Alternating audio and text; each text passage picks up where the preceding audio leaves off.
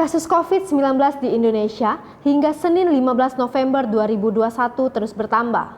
Dikutip dari kompas.com, kemarin kasus positif COVID-19 bertambah 221, sehingga secara kumulatif totalnya menjadi 4.251.076 kasus.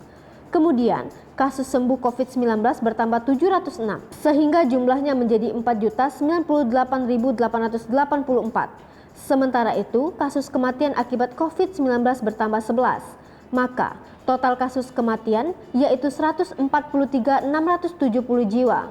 Jumlah kasus aktif tercatat turun 496, sehingga saat ini hanya ada 8.522 kasus aktif. Selain itu, hingga Senin pukul 18 waktu Indonesia Barat, dari target 208.265.720 orang yang jadi sasaran vaksinasi, sebanyak 84.870.173 orang atau 40,75% orang telah mendapatkan vaksin COVID-19 2 dosis. Capaian 40,75% ini melampaui target yang ditetapkan Organisasi Kesehatan Dunia (WHO). Juru bicara vaksinasi COVID-19 dari Kementerian Kesehatan Siti Nadia Tarmizi menyebutkan, WHO menargetkan setiap negara untuk memvaksinasi 10% dari populasi pada akhir September dan 40% pada akhir tahun 2021. Sementara itu, yang mendapatkan suntikan vaksin dosis pertama sebanyak 130.949.499 orang atau 62,88%.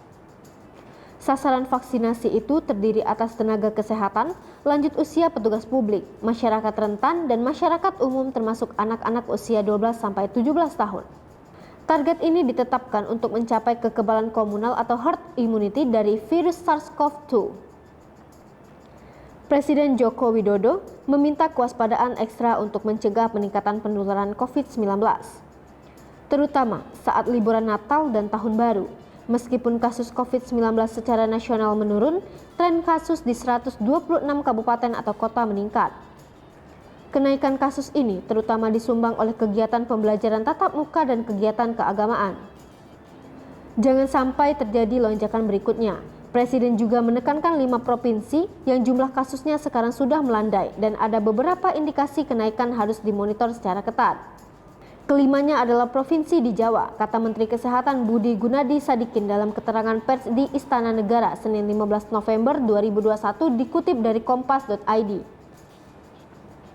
Menurut Budi, pemerintah terus memantau tren kenaikan kasus di tingkat kabupaten atau kota dari minggu ke minggu. Hasil observasi Kementerian Kesehatan pekan lalu menunjukkan kenaikan teridentifikasi di 126 kabupaten atau kota. Menteri Koordinator Bidang Perekonomian Airlangga Hartarto mengatakan, sebagai antisipasi menghadapi kemungkinan lonjakan kasus pada libur Natal dan Tahun Baru, Presiden meminta ajaran Menteri terkait untuk terus mendalami kebijakan yang akan diterapkan. Hai pemirsa Sri Popo TV, jangan lupa komen, like, dan subscribe, serta tonton terus berita-berita terupdate lainnya ya.